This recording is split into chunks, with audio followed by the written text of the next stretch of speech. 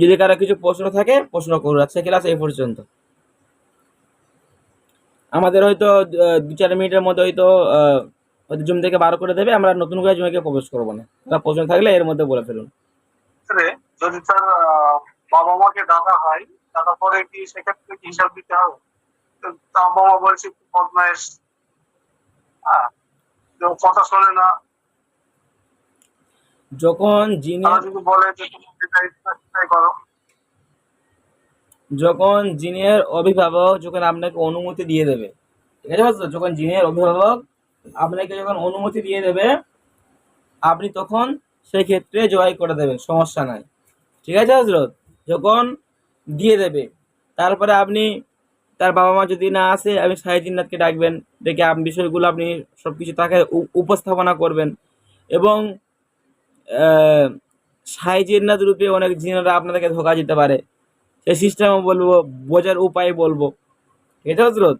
বোঝার উপায়ও বলবো, সেটা সেই পরবর্তী ক্লাসে এটা ইনশাল্লাহ আলোচনা হবে। ঠিক আছে হজরত? ইনশাল্লাহ হবে আলোচনা।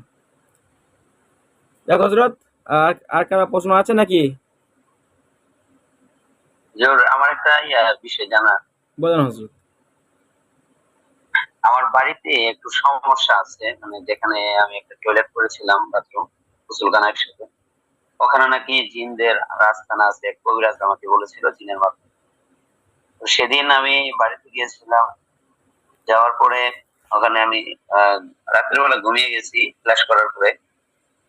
পরে আমি দেখতেছি একটা মহিলা এসে যেন আমার ছোট বাবুটাকে একটা ক্ষতি করতেছে, জাদু করতেছে বা যে কোনো একটা কিছু করতেছে। সাপ হয়ে কামড় দিতে আসছে, সাপ হয়ে আসছে, কামড় দিতেছে। কামড় দিতেছে মানে আমি বাচ্চাটা করতেছি, গোসল করাইতেছি এমন পর্যায়ে। পরে আমি একটা ইয়েতে পড়ছিলাম কি হাদিসের মধ্যে যে ওয়ালা ইয়াউদুহু হিফযুহুমা ওয়া হুয়াল আলিয়্যুল আযীম, এই শব্দটার দ্বারা জিন জ্বলে যায়। একটা হাদিস থেকে পাইছিলাম, এক সাহাবী থেকে। তো এটা আমি এই শব্দগুলো আমি 7 বার পড়েছিলাম। 7 বার করে আল্লাহর কাছে মানে ইয়েতেই নিয়ত করে আমি ফু দিয়েছিলাম। ফু দেওয়ার সাথে সাথে দেখলাম তার মুখে আগুন লেগে গেছে, মুখে এবং পেটে, সাপটার পেটে পেটে এবং মুখে আগুন লেগে গেছে। তারপরে সে আমার যে বাথরুমটা আছে বাথরুমের মধ্যে চলে গেছে, চিল্লাইতেছে।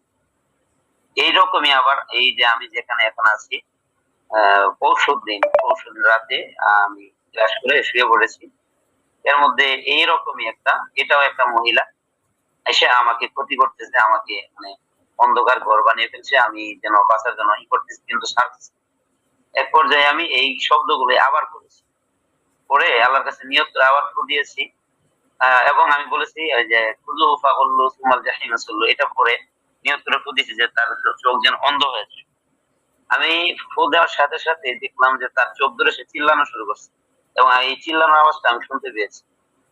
এবং যে আছে মানে তাকে এই যে না সরি সরি ইয়া খুজু পাগল না ফাইদা বাড়ি ফল ফাসর ওয়া ফাসবাল কমার, মানে এটা দিয়ে আর কি চোখ বন্ধ করে দেওয়া। আর ওই যে খুজু পাগল দিয়ে তার শরীরটা মানে আটকায় দেওয়া আর কি, বেঁধে দেওয়া। আমি যা করেছি যেন সেটা হয়ে গেছে। এটা কি মানে এটা হজরত জিনের সমস্যা থাকতে পারে, 1 নম্বর। দ্বিতীয় নম্বর, এই যে মেয়ে ছেলের বেশ ধরা, ঠিক আছে হজরত? এটা হচ্ছে জাদুর লক্ষণ। বুঝতে পেরেছেন? এটা জাদুর লক্ষণ, এটা হতে পারে। আর অনেক সময় স্বপ্নের মাধ্যমে, এই তো না আমল করছেন না, স্বপ্নের মাধ্যমে অনেক বদ জিনেরা ডিস্টার্ব করতে পারে। ডিস্টার্ব করার জন্য, আমরা মনোবলটাকে ভেঙে দেওয়ার জন্য তারা ডিস্টার্ব করে। সেক্ষেত্রে আপনি যখন রাতে যখন ঘুমাবেন, আপনি দোয়া দুরূদ পড়ে ঘুমাবেন। ঠিক আছে হজরত? রাতে যখন ঘুমাবেন, দোয়া দুরূদ পড়ে পুরো শরীর মাসাজ করে বিছানা ঝেড়ে ঘুমাবেন। তো ইনশাল্লাহ আশা করি এই জিনিসটা হবে না। ঠিক আছে হজরত? এটা অনেক সময় স্বপ্নের মধ্যে ভয়ের থেকে হয়, আর অনেক সময় যাদের সময় থাকতে পারে এটা হাজিরা করে দেখে নেবে। আমি 33 আয়াত পড়ে আমি মঞ্জিল পরে পানি দিয়ে সারা ঘরে আমি ছিটিয়ে দিই, ছিটিয়ে দিয়ে রাতে ঘুমিয়ে যাই। সেই দিনটা একটু ব্যতিক্রম হয়েছে। দিনটা এটা করেছিলাম, তারপরে ব্যতিক্রম হয়েছে, মানে সে যেন আমার উপর আক্রমণ করে ফেলছিল এমন মনে হচ্ছে। আচ্ছা, তাহলে হজরত যদি এরকমই যদি বারবার যদি হতে থাকে তাহলে হয়তো আপনার কোনো জাদুর সমস্যা ও নাহলে জিনাতের সমস্যা আছে, ঠিক আছে হজরত? জাদু থেকে জিনাতের প্রভাবটা বেশি এখানে দেখা যাচ্ছে, তো সেভাবে আপনি একটু চিকিৎসা করুন, ঠিক আছে হজরত? আপনি ছোট বাচ্চার মাধ্যমে বা যদি কাস্টমার মাধ্যমে আপনি বিষয়টা দেখুন, ঠিক আছে হজরত? বিষয়টা দেখে যে জিনগুলো আছে জিনগুলোকে ধরার ব্যবস্থা করুন, বুঝতে পেরেছেন হজরত? জিনগুলোকে আসলে এই বিষয়ে তো